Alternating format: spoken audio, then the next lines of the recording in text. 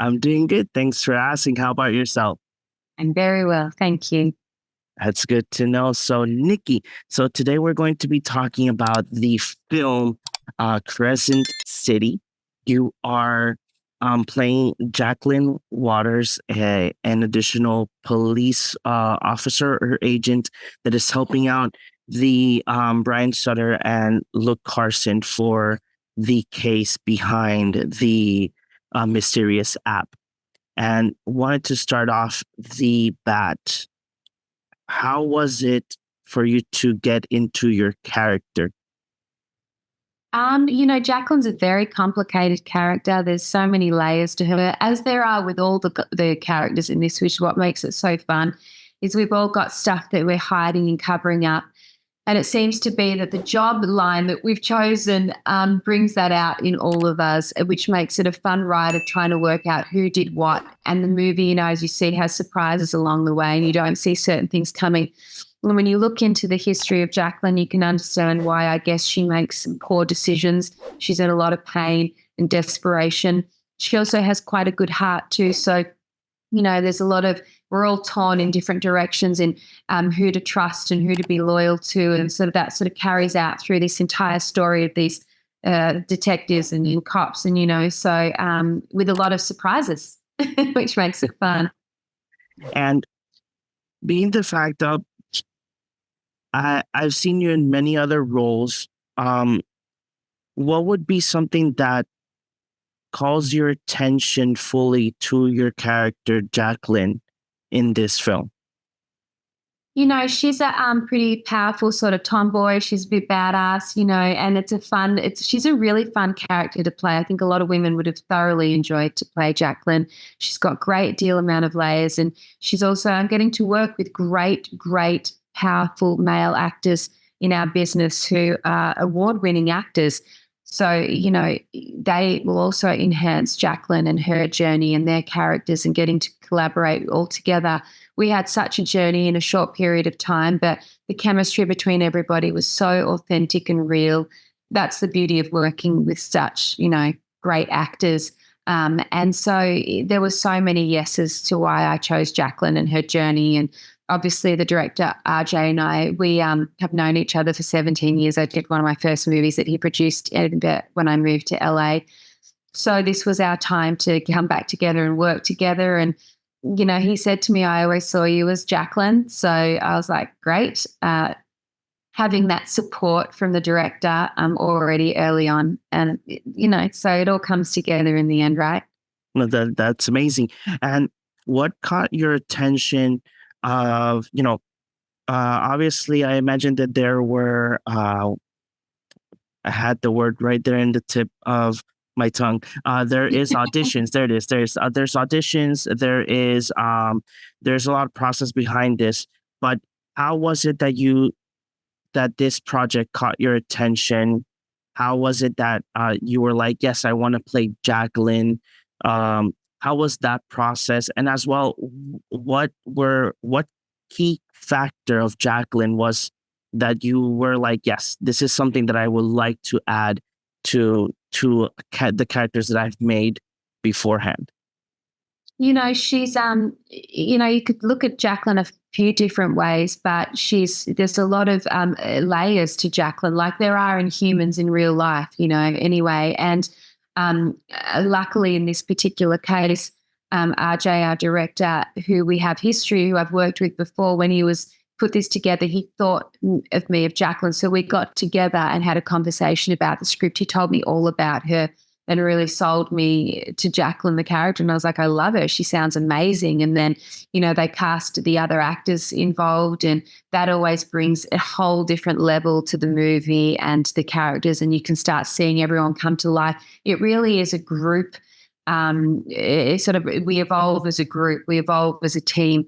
Jacqueline is who she is because of who she surrounds herself with. And so in real life, that's great actors. On screen, that's complicated, complex, deep people that all bring out the best and worst in each other. And so it's a package deal when you make these decisions of this person would really, I could really bring this character alive, and are playing opposite so and so who I know what they're going to do and what they're not going to do. And that's half the magic. So there's so many factors that go into making decisions in these movies and stuff. But I think a lot of females sort of love to, actresses would have loved to have played Jacqueline, and everyone would have bought a different sort of tape to her. This was what I brought to her, and that's the challenge and the fun, right? So yeah.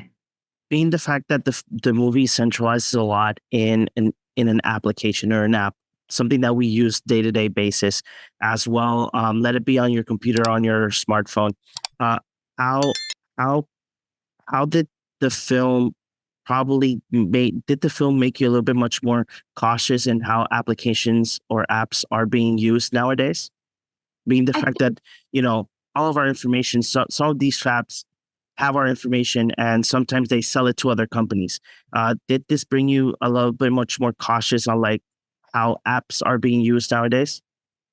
Well, I think it's part of society now. I think we've seen enough abuse with social media and online sites, and how people have done the wrong things with them, and hackers and all this sort of stuff. So I think we always move cautiously through social media and internets and all this sort of stuff. Now, we, as humans, there's always a new hacker and a new scam and a new thing. It's quite frightening. We're still treading new ground every day, and AI and stuff was moving so quickly that we don't know where the holes are yet until the holes become apparent in unfortunate situations. So yes, there's the app they use, and there's the 666 app.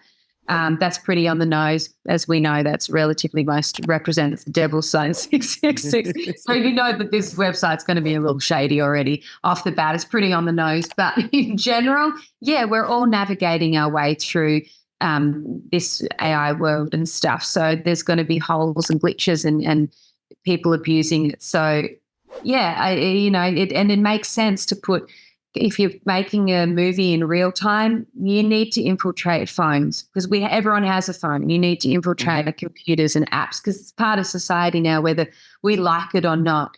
And sometimes it's abused, and you can use that as tools to tell a story. And Nikki, I wanted to make you one final question for you today, and I would like your opinion, being the fact that you are such a well-known actress in the industry, being the fact that the industry is trying to add AI basically in everything, in artwork, in video, and obviously as well in voice. What is your opinion on this fact that some of these industries want to add AI to like make things much more easier, I would say, or maybe a whole company might not need actors anymore due to their technology. But what is your take around AI? Well, you said it, making things easier in life. All as everyone on earth is trying to do in general is make things easier. Making food that isn't real because it's easier than putting fresh vegetables on the shelf and letting them die out after a week. Everyone's looking for an easy way out, a quick fix, a lazier way to do something, a shorter frame time to create something. What the sad part for us as actors and in life in general is the magic of life is in the moment and in the creation and in time. Time is our biggest healer and our biggest teller. And so when you rush things, when you spoil them, when you try and do something an easy way or a lazy way out, you miss the magic and it doesn't connect. I think it's important in general in life that we fight for as much real things as what keeps us connected as humans in a human experience without going too deep. So I hope that they really, really are careful about how they move forward with the choices they make, because magic there's a lot of magic in the world, and we don't want to lose that just to make things easier.